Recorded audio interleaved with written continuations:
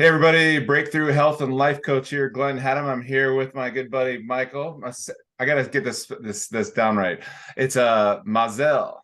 Mazel Mazel. tov. You'd think I would know that growing up Jewish, Mazel Tov, but I know I'm just used to calling you Arnold. So, Right. but the last name used to be Arnold. But I just want to invite everyone that has an opportunity to drop into this conversation, to really just pause for a moment from all the craziness in your life and all the ways you're managing to compensate and maybe even distract and distort reality a little bit to negotiate, like what most of us are up against these days is like, gosh, the world is spinning faster. My load's getting more exhaustive, and there's more demands and more responsibilities, and we all have our forms, our ways of checking out from the present moment, of just ejecting from the demands we're putting on ourselves and that others are.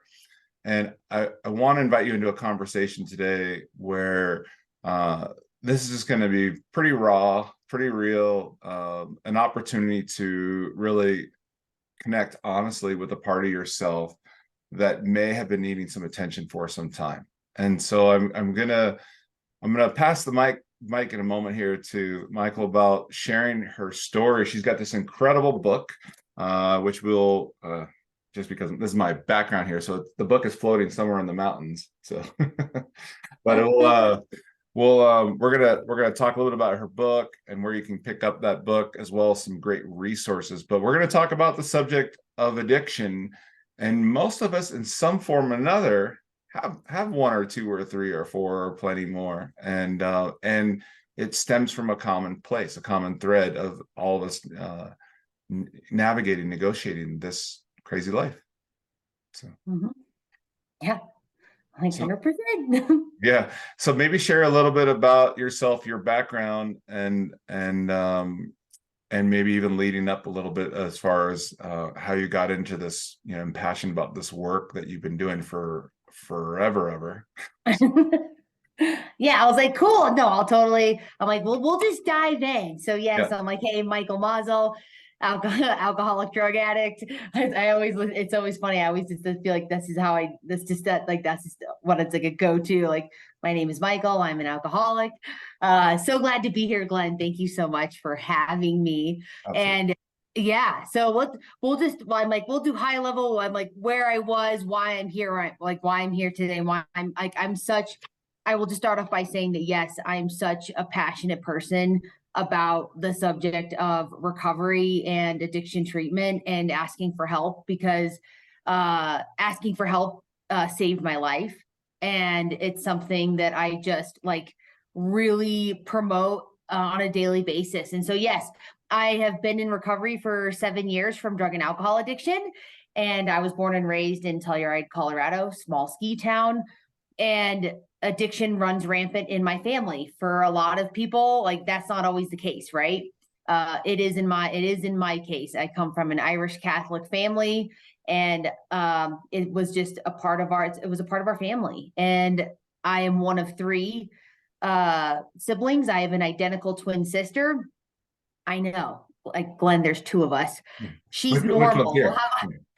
However you identify normal, Yeah. but she is not a drug or out. She is not an alcoholic or a drug addict. She's normal.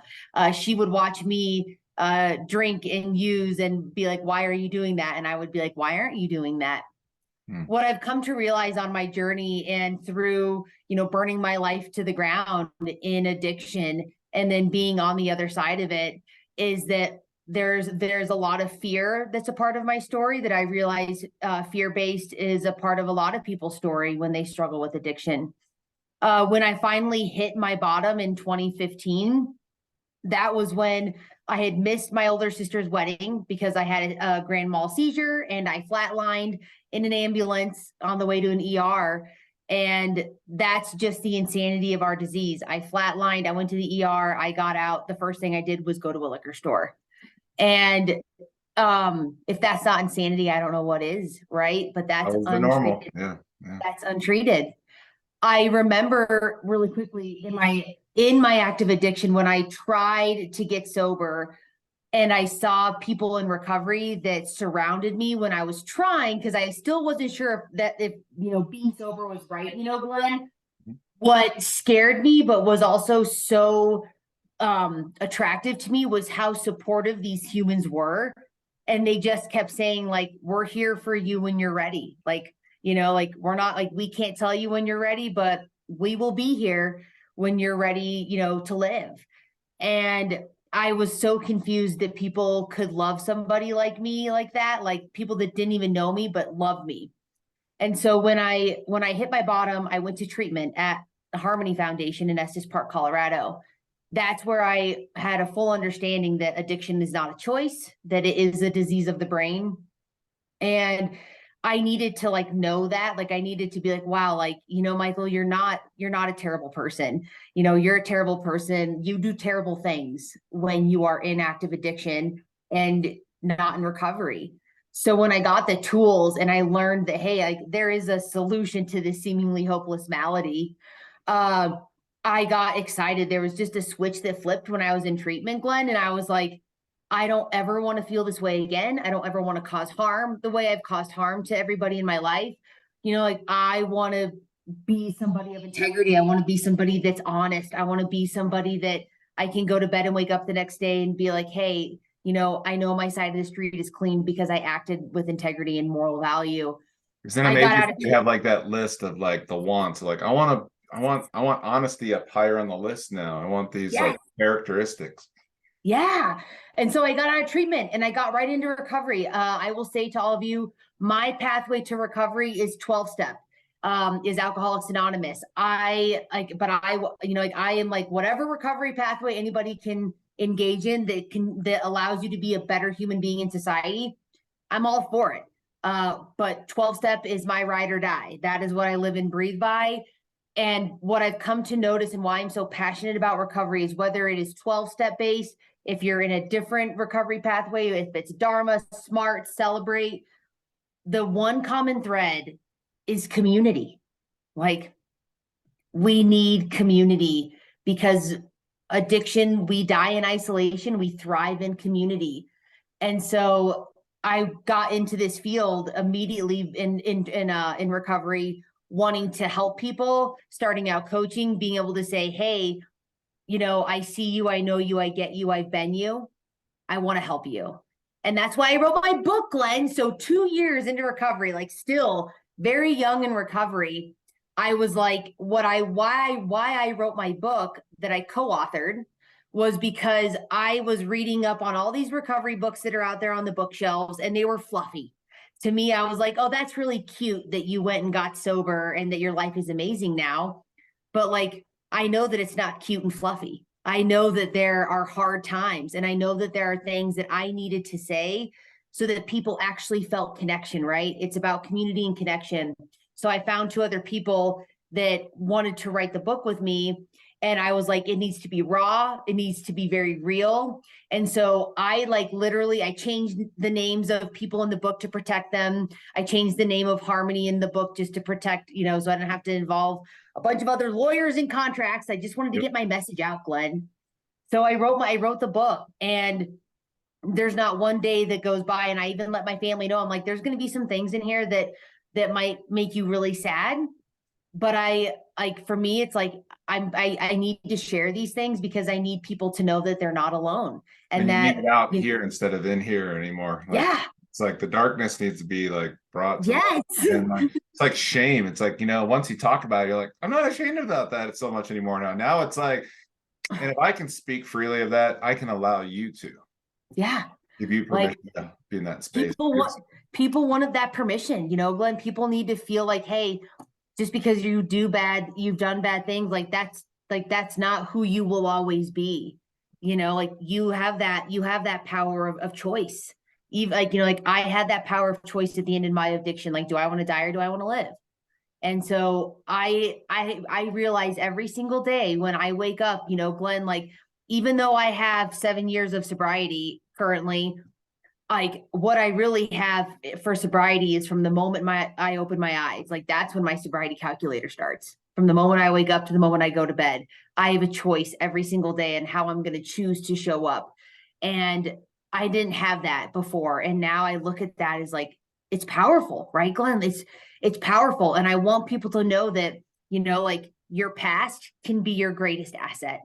What you've done before can be your greatest asset and bridge to connection. And now it's like, I'm like, let's freaking go, Glenn. Like it's go time. So when it's go time, like my question for you is, with that, even with the commitment, even with the discipline, even with the tools, even with a switch of a choice, maybe you could share with the audience of times, experiences when that choice switch is being tested, because like that's how the universe kind of goes, all right, you've moved now from here to here, but we need to see if you've earned it, and you have all the staying power versus popping back. So maybe share a little bit about that. I'm getting a hint that there's more to it. Dude, it's and it's funny because a lot of times when people meet me, they're like, are you always like this, Michael? Are you always high vibe, high energy? And for the most part, yes, like this is who I am from the moment I wake up to the moment my head hits the pillow.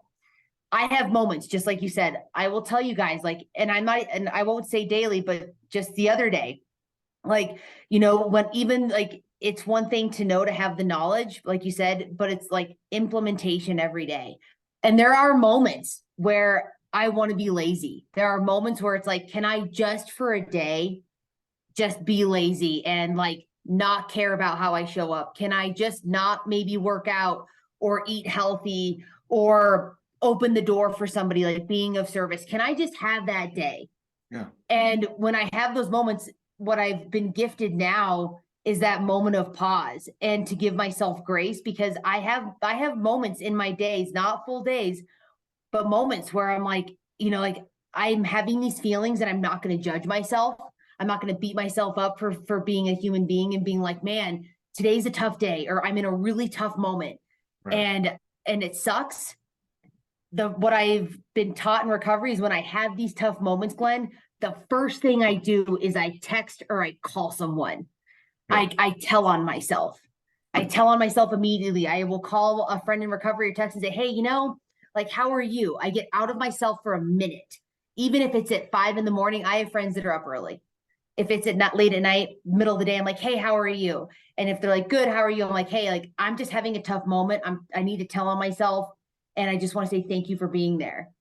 I've built community, and how I get through these tough moments, or moments where I want to have a case of the fuck it. Because I have those moments. Like I said the other day, I had a full moment of the F it's. Let's talk about that, because what we have to do is develop a better relationship to these moments, or that same disturbance within us.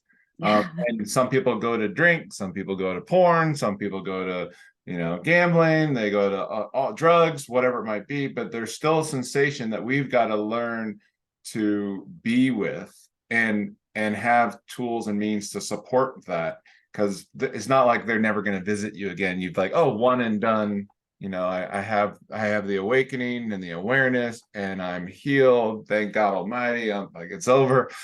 That's when the game begins. It's like, yeah. All right, now your metal's going to be tested, and who do you have in your community, in your support team, to leverage, in those moments, or to reflect even, the day after, like, hey, I was in it, and I'm going to try to do this the next time. What are the because it's constantly making new adjustments for new life experiences. But that thread of, there's something inside me that's very discomforting, that's spinning, and I can get really stuck in my head or get stuck in the loop. But maybe talk a little bit about that part, because I mean, there's always been, and that someone like yourself is bringing to the forefront this way of compassion and non-judgment around this, that yes, there are behaviors that get exhibited when you get caught in these cycles, but we're all of us are trying to get through life, and all of us aren't making 100% of the time really great choices for ourselves and everybody else involved. Yeah, no, I love that you brought that up. I always, like I said earlier, if I'm like in a moment, or like I said, like it's never usually a full day, but I give myself the gift of like recognizing it. Like I don't beat myself up. And like I said, I pause, I play the tape forward, Glenn. I'm like, okay, you know what, Michael? Like if I choose to stay in this frustrated, upset mindset, if I am, because everything I do is a choice. And like I have come to embody that and just own it. And I think that's where a lot of fear comes for a lot of people. People don't want to don't want to understand that it's their choice. Like they want to blame other people. Oh, you're making me feel this way. That situation is making me feel this way. That dog is making me feel that way. It's like, no, sir. No. I am choosing how I am reacting to a situation. I'm So choosing the energy I'm bringing forth. I'm the one vibrating at this level. So if I continue down this path of these thoughts, then I'm going to yeah, be attracting similar bullshit. So yes, it's only, yes. I always tell people, it's like, if you've ever been depressed, you never get yourself out of depression by thinking as many depressive thoughts as you can condense in a short period of time. No. Yeah, you don't. And so it's like I said, it's I take a moment and I pause, I play the tape forward, and sometimes like I will internally or externally scream for a minute. And again, and then like I will call or text someone, I'll take a few deep breaths. And I'm like, if I have to cancel things in my day to like take a moment to myself, because it's also, if I'm in a destructive cycle in the moment, Glenn, because we get into these destructive behaviors, because they're deeply seated still in me 7 years into this. I have some deep seated things like judgment. I'll be the first to say, like, I can be judgy as you know what, like, I can be a judgy human being. If I'm in that headspace, I have to ask myself, like, do I want to continue to cause harm? Who am I causing harm to by choosing to act this way, or by choosing to have these thoughts? And so like I always, cause sometimes for me, the art of distraction is the best thing. I'll throw on a podcast, or I'll throw on music that has nothing to do with what I'm thinking about. I'll go for a walk, or like I said, I'll call a friend. It's distracting. It's getting me out of here, because like left to my own devices, me in my head in my neighborhood is dark and scary. And so I need to get out of it. So whether it's a form of distraction, calling somebody, being of help to somebody else, that's what slowly helps. So then like every time I start to have those cycles, those use of those tools become more automatic. And when all is said and done, when I choose to engage in those different tools, an hour later, maybe 20 minutes later, I'm looking at myself like, Michael, thank God you did that. Like, I feel so much better, like, thank God I didn't like sit in it, because when there have been days where I've sat in it, the next day I'm like, I'll beat myself up. I'm like, why did you do that? But then I'm like, If I'm sometimes hearing that's you, what I have to do. so if I'm hearing you correctly, you're like, it feels really good to be in the space of like the orchestra, and you're like the conductor, and you're going like, I'm doing a good job here. I handled this situation better than I normally would. And Yeah. you got off the one-on-one beration of yourself, and you're now when I met you, I was there doing a presentation with Tom at Harmony, and maybe sharing a little bit about how getting off of yourself and getting involved and supporting others with your story and your compassion. And I think we both take a very similar approach to being with other human beings, other soulful beings, is how can I love up on the parts of somebody that they don't? Yeah. How can I breathe life and vision into a possibility that they're just, they're in it. And like, I'm gonna see this. I'm gonna believe in this possibility here, and help you invite it in a new reality, new perspective, new option of way of being. Share a little bit about how you came full circle back to Harmony, and how the work, you've kind of worked with Harmony for some time, and then took a sabbatical recently. Maybe sharing a little bit about, and then your new position and role and what you're up to. I think that's probably a good. Yeah. Okay, this is good. Okay, guys, this is where it gets like so good. Like I said, I got sober, right? Now I'm like, got sober, life is great. Drop the mic, we're out. It's good. I'm just kidding. I got sober and I was like, I want to do a career path change. And I knew I didn't want to work with people in treatment. I wanted to work, and this, what doesn't matter how it sounds. I was like, I wanted to work with the winners. I wanted to work with people that were like, I want to stay sober. I'm willing to go to any lengths to stay sober. And so Harmony had a position to be able to build up their alumni program. Alumni programming for a treatment center is programming for people that go to treatment. They learn the tools, but then when the rubber hits the road, when they leave, it's me or whoever is in that position building programming, providing tools, providing resources in their communities for them to feel safe and to feel more accepted in their new way of life and recovery, because it's a whole new way of life.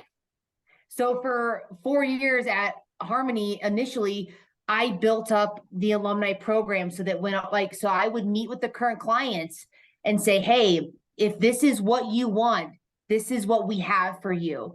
Like, I want you to know that there is a better way and we can connect you to this better way of life, so that it wasn't like they're just going to the doctor, they're getting a prescription, and then it's like, figure it out. It's like, no, we're helping you figure it out. And Yeah, when they're in I get that, because I'm, when I stood there and I'm with your whole yeah, clinical team, and I'm like, all right, I'm like, and when you sat down, it's like, all right, this is where winning happens. This is where the possibility opens up. yeah, The other is like, hey, you've made these choices, and here's where you're ending up. And then yeah, yours is like where everything all of a sudden goes, yeah. goes the other You way. know? Yeah. Like, so when I meet with the clients before they leave and they, when we talk about it, what I've come to realize is they love the honesty. They don't want to hear it's going to be amazing. I sit down with them. I say, you guys, like, it's going to suck. It's going to suck hard for a hot minute. You're going to get home. People are going to hate you. They're not going to want to be around you. They're going to want you to show you that you're a very different person right away. There's going to be a lot of pressure. And I tell them, amongst the suck, amongst the hate, amongst the judgment that you will receive when you leave here, because it will happen. Like, it will happen. I also have community for you. Like, I have an easier, softer way, a better landing page for you to go at all of this. And that's with community. And that's in a space, because we all need a container, Glenn, when we're in these transitions in life, whether it's addiction, whether it's whatever else major transition, you need a safe place to talk about, hey, I had a really shitty day. My wife still thinks, like, doesn't trust me. My kids still hate me. And then other people are saying, yeah, me too. And this is what I'm doing. And so we learn from each other. We are teachers and learners. And so that's what I built up at Harmony initially. I left Harmony for about a year to take on an alumni programming role on a national level with multi-site facilities. And that was eye-opening too, to be able to see how different communities around the US are engaging in alumni programming. And the common thread that I see that I also created is connection and belonging, like love, safety, belonging, connection, and it's amazing. And I loved it so much. What I also saw too is just sides of treatment that were not ethical, and it was sides of treatment that didn't want people to succeed. Would you feel open sharing a little bit about some of the dark side, the dark side of the biggest money industry, which has the highest failure rates, and then there are people that are doing remarkable things. There are organizations that have the integrity, that have been around for some time, that know a formula that can be for the person who's wanting to work the steps and work through things. There are some incredible resources. So maybe share a little bit about cast some light on that, Yeah. So the dark side of treatment, I'll tell you guys, like, it's a health insurance game. And so if treatment centers can look at you as a dollar sign and not as a human being and capitalize on your insurance, that's what they're going to do. They're going to feed you lies. They're going to tell you that you need to stay here for X amount of days when really you don't. It's really sad in this industry to see people, even in recovery, that are in powerful positions, take advantage of a human being, especially when it comes to insurance, or saying, hey, you know what? Like, I'm going to overprescribe you some medication just to make sure that you're safe when you leave treatment. And so when you are overprescribing a very vulnerable human being and then they run out of it, where do you think they're going to go to get more? Because it was gifted to them. They're going to come right back to treatment. The also horrible thing about insurance, and I'll stop at this, is that, like, they look at you as like, you're not sick enough. And so there are people that are desperate for treatment, that need treatment, but they're like, well, I don't think that you're sick enough. So people go out and drink or use more. Some people die because health insurance is like, oh, but you're not sick enough. But if you do a little bit more, oh, then we can cover your stay. You know, That's how I'm a long time ago, I was going through a really bad breakup, and I had no one to talk to. I was super depressed, and and my ex was just like, I'm not going to deal with you. Here's the phone. Here's the suicide hotline. I'm like, I don't want to kill myself. She's like, oh, they'll talk to you there. So then I got on the phone with them, and after a few questions, whatever, they're like, all right, we have to go and deal with somebody, who's like, going to kill themselves tonight if they don't talk to us. And I'm like, well, I'm having a really shitty night. Can I just have someone to talk to right now? And they're like, no, sorry, you'll have to look up online, some other resources. Yeah. And yeah. okay, so if I let this go for a long period of time here, then I'll call you back and I'll be in critical situation. And now you'll talk to me when I'm at rock bottom, but you could catch me on the way down. And our society is not set up with these parachutes. It's like we everything's designed around, have all your choices compounded and led to a place of just disaster or almost annihilation, and then someone comes in and that's where the catch is, it's like right there, and you're not as resourced then, Yeah. so, I don't know, but your experience with that is like, there's a lot Dude, of up. yeah. I'm just going to be honest. The United States healthcare system does not care about you. They want your money, like plain and simple. And it makes me so sad to witness and to have been a part of it, to have been like, wow, like this health, and you can just see it in America. Anyways, that's another rabbit hole. But so when I witnessed that and saw the abuse of what was happening with clients, I was like, I know that treatment is important. I know that we need good ethical places. And so I stayed in touch with Harmony. And so they offered me a position to come back. And I was lit, Glenn, because again, addiction treatment is important, but it's important to know a facility that is doing it because they want the person to succeed. Harmony Foundation wants people to live. They don't want you to come back if you don't have to. And so that's why we built the robust alumni program. And so now coming back to Harmony Foundation, I get to be in a different role. I get to be in a development, AKA philanthropy role. And I get to help raise funds for Harmony. I get to help connect people, whether you're in addiction or addiction is a part of your life. You've seen people struggle. I get to connect people to our mission and create a bigger Harmony family of people being like, wow, I see what you're doing for people. I know the resources that you're connecting them to in the community when they leave. I want to help you stay around. There's a reason Harmony Foundation has been around for 54 years. We're one of the oldest treatment facilities in the United States. And there's a reason for it, because we do great work. And I'm proud of the work we do. And I'm proud to be able to go out into the community and talk about it, Glenn. And to also, again, like I've talked about from the very beginning, I get to build community now in a different way.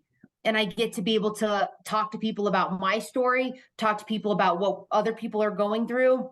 And then it also breaks down walls for people that want to be connected to Harmony as a donor to be like, oh my gosh, I can talk to you about it because you just opened up to me. So I feel safe. And so it's rad. And what are some of the core principles that you feel are necessary for one's success? I wrote a book too. You can see this. I know. That's amazing. But a lot of what's at the core of things, there's obviously working on, all of us in our expansive way in our lives, being on top of our business, our health and relationships. As I look at these as these key pillars, and there's multi facets around that, but keeping our focus on what we want to create. But it all comes back to, what's going on at a soul level, our purpose in life, with our, how we're showing up in our being. And so I think a while back when I was meeting with the staff, there was what we do well here, it's I think the success rate in the industry standard is something like, I don't know, it's 2 out of 10, 3 out of 10 or something. And then it goes up actually when that spiritual component is involved and engaged. And maybe you could speak a little bit about these core ingredients if there's a family listening in on hey, we've got someone here that really is trying hard, to succeed, but they're missing some ingredients. Like what makes a really good recipe for success in your experience, having gone through this? I think, like I said, I think the biggest recipe for success for me is not only, it's not just community. Like I said, it's like, are you around people that you feel safe? At least And it's talking about what you're doing, because if you don't share, again, you are as sick as your secrets. right. All right. So if And you sit secrets in keep, the basement with your secrets and you don't tell anybody, you stew in your shame, all of a sudden your thought processes start to get distorted. yeah. You know, and so it's like, are you looking, are you around a community that you trust? The other aspect, the other like biggest component is like, it's not even about, because you can find the best place for spirituality. Like there's all of these resources for those people. And like, this is the one answer like family members can't stand, but it's the truth. It's when you're looking at somebody that's struggling, it's, they like are asking them, like, are they willing? It's willingness in action. Like, are you willing to get curious about another way of living? Are you willing to accept that, like spiritually speaking, because I'm a woo-woo Glenn, like yes, like I get all wooed out, but like we're keeping it I, compartmentalized here. I hug Okay. Mason trees here in Boulder, so don't worry. Yes, you know, like, but it's asking yourself, like, are you willing to accept that there's something bigger than you that wants to help you? There's something bigger, and that you can't do it alone. Like people try, they end up dead or miserable. And so I always tell like family members, it's like making sure that when somebody's asking for help or like you're concerned, Right. just knowing that it's about community, it's about that person, and about you can't make somebody change. The secret sauce, like I said, like it is willingness. Like if I could, Glenn, I would go to every single person in my life that's struggling and like shake them or like wave a magic wand.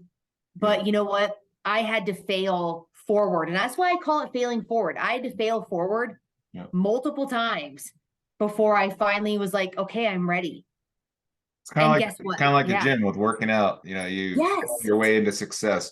You don't have all the how to figured out, but you know that a compounding effect in a number of years is going to be extraordinary results. So right now, all you got to do is just do those few reps today, as ugly or messy as they need to be, knowing that other aspects, you know, all you got to do is get from A to B, and somehow the B to C is going to show up if you're doing A to B step. And that's what I say. It's like, and I'm always like, you know, like the one thing, it's like making sure every day, every single day, when somebody is like, when they're looking to like change their life, it's like, are you willing to do something different today? What is one thing? And that's why, like, dude, Glenn, that's why I loved it when I saw that your podcast was titled The 1%. It's like moving the needle. If it's 1%, is there one thing that you're going to do different that you didn't do yesterday? You know, is it like, are you going to have one less drink, one less hit, one less pill, like in the beginning, if that's how you have to do it, you know? And that's what the top 1% do. Yeah. So they just focus on just a 1% improvement. Basically, you're focusing on improving. If you don't focus on improving every day and have that growth mindset versus a fixed mindset, you will start backsliding. There's nowhere in the universe. I know it seems like the mountains are moving, but there's nowhere in the universe where things maintain and stay the same. If things are, so if you're either focusing on improving or it's going to hell in a handbasket. Yeah. You know, and I always just say, like, to family members too, like just know, like, and it doesn't matter where you are in the world. And I will say, like, a blessing that came from COVID is virtual remote resources.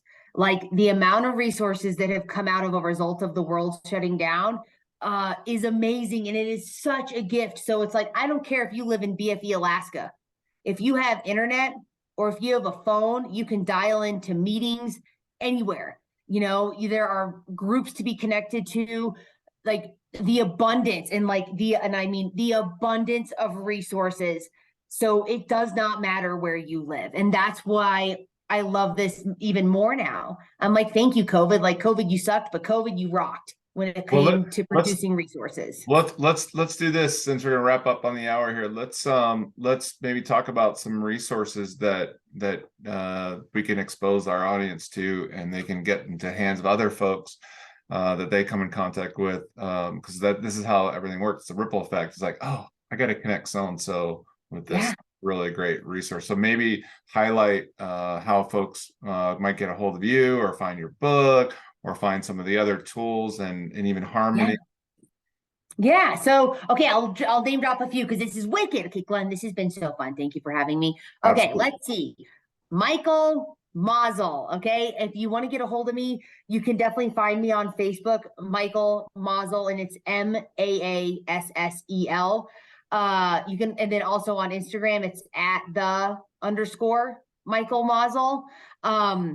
harmonyfoundationinc.com is where I work, and I will always advocate, support them forever. For treatment is great. One other thing that I would recommend also, like, especially if you're looking for a community, because I will recommend all the AA, the 12-step, smart recovery, all of that is in my book, Drowning in Addiction, Sink or Swim. You can find my book, Drowning in Addiction, Sink or Swim, on Amazon or on the Barnes & Noble website. 2 different places to buy it. And that's why we talk about multiple pathways to recovery. Oh, thanks, Glenn. Look at that. See, Oh, yeah. multiple pathways to recovery. Because Just like I said, click the button, go to Amazon, type it in, yes, click the button, order the book, gift it to someone you love, you know, it might be yourself. You know, that book is all about like opening up a door to community, to a community that you never thought would be there. And so those are the resources that I would recommend. And again, we are here for you. I just want all of you guys to know there is a community that is ready to love you and support you until you can love yourself. And I'm just grateful to be here. So appreciate have you as a guest and just be able to connect, and we'll be connecting again shortly, and definitely invited back. I hope this is helpful to the audience, that you know, even if you have to play this with somebody, you know, just be like, hey, check this out. You know, this would be just a friendly, you know, not thrusting somebody into an environment of like something they need to do, but like, hey, check this out, because sometimes that's an easier portal. Yeah. Awesome. Thanks, Glenn. All right, buddy. I'll see you soon. See you guys. We'll see you guys all later. I'm gonna hang up the video right now. So hang on a second here. Stop.